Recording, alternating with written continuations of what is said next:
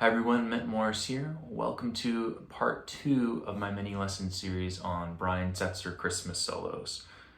In the first video of this lesson series, I took a look at a great 2-5-1 lick that Brian uses in his solo on Jingle Bells.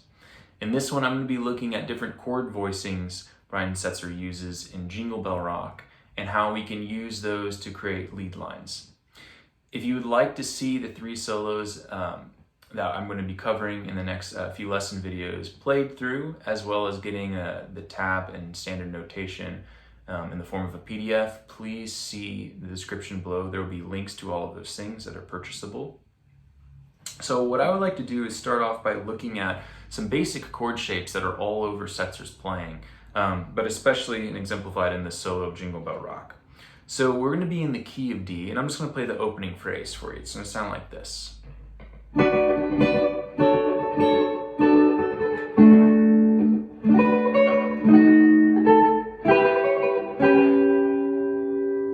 Okay, so we're really kind of sticking in one area of the neck, kind of between the 7th and 12th fret range.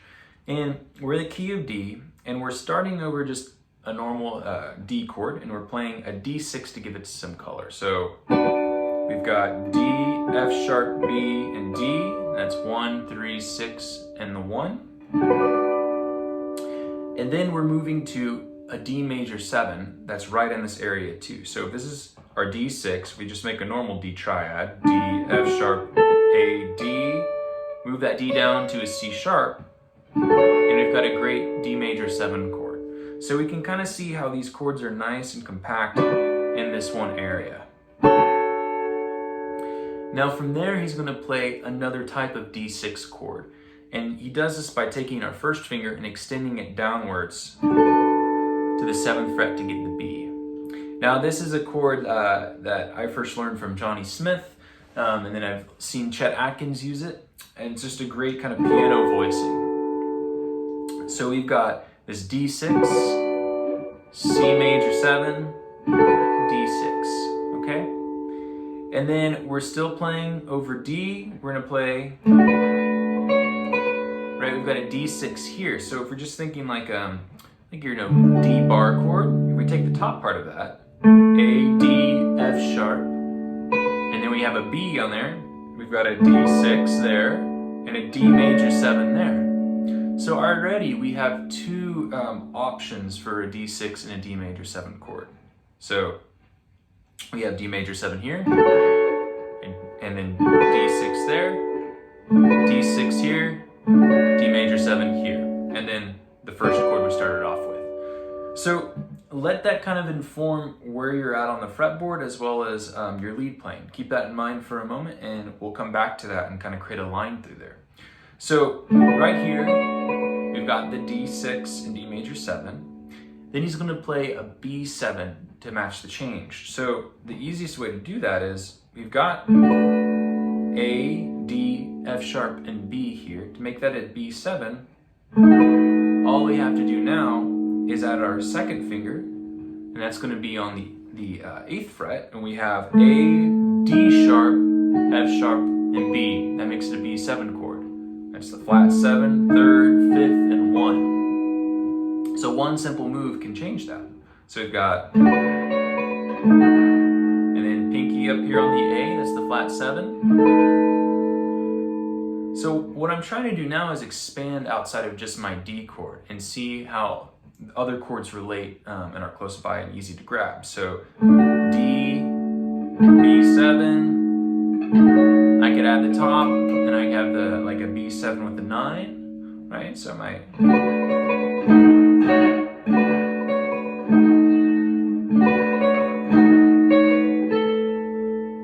all of that's under my fingers right there, and I'm letting all that kind of inform the harmony. And then this is going to resolve into an E minor chord right here. So E minor, and I'm taking my pinky, and I get the 6th, and then I'm going to come down to an A7 chord. So I'm going to keep the B here and the G, but I'm going to move this E down to a C sharp. So I have an A7 7, 9, right? I've got the 3rd, 7th, and the 9. So great voice leading on his part here. We have the only thing that's changing is the E down to a C sharp from that E minor to A7. So we can kind of see again how all of these chords are very close to one another. It's great voice leading. That's definitely what we want in our chord soloing, comping, and then just in our single note lines. So let me play this through you one more time, slowly, just to show you how these chords move into one another. Then we're going to talk about kind of making a single note line that plays through and highlights where these changes are happening. So we can tie together the single notes and the chords, how they're one integrated thing, okay? So we have the D6, then the D major 7, D6, just a normal D. There's the D6, D major 7, B7, E minor 6, A7, okay? And then it cycles just 2, 5, 2, 5, 2, 5 back into 1 for that. So if I was going to play a single note line, I want you to watch my fingers and see if you can kind of follow how I'm outlining these chord changes. This is an exercise I'll give to some of my students who take online lessons from me. I'll say, go watch some of your favorite players play, figure out kind of the chord changes to the tune or the key of the song, and see if you can watch their fingers kind of outline and follow through different chord grips across the neck. It's a great exercise to kind of tie this all together and just reinforce your knowledge of chords across the neck. So if I was playing a solo, I might go.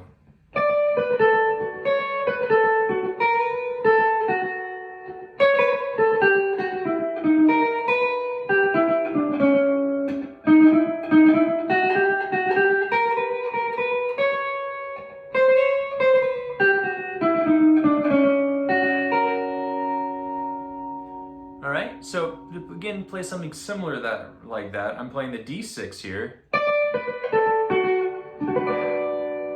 and then to the major 7, and then to the D6 again,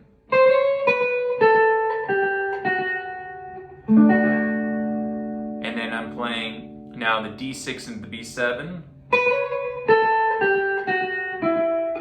Really want to get that note right there. That's the one that makes it really sound like the B7. And then now I'm going to do the E minor to A7. So I've got my E minor, then the A7. All right, so without me talking, check that out.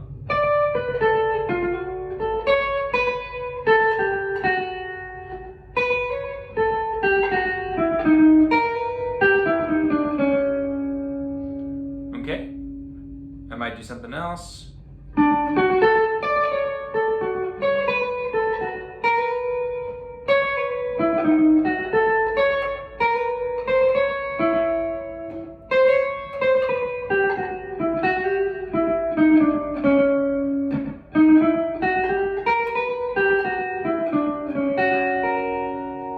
All right. So that's just me kind of visualizing the chords and then putting the single notes right through them. All right, and then just what I was doing to end it, I was just going back between this E minor and A7. In the solo, he does this thing where after he comes from, he plays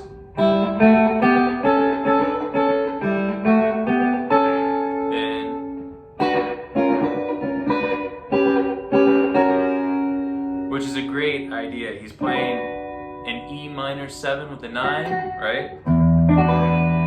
Then an A7, then an A7 13 flat 9. And I'm just visualizing that chord, right? So I'm going.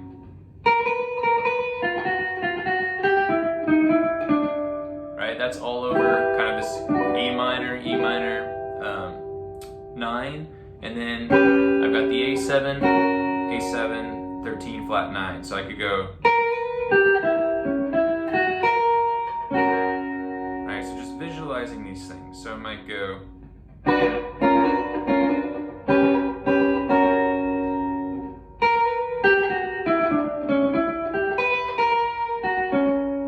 Right, just playing. playing through those arpeggios. So that's kind of the basic idea of these changes here. So I'm going to play one more time through each one, and then I'll see you in our next lesson.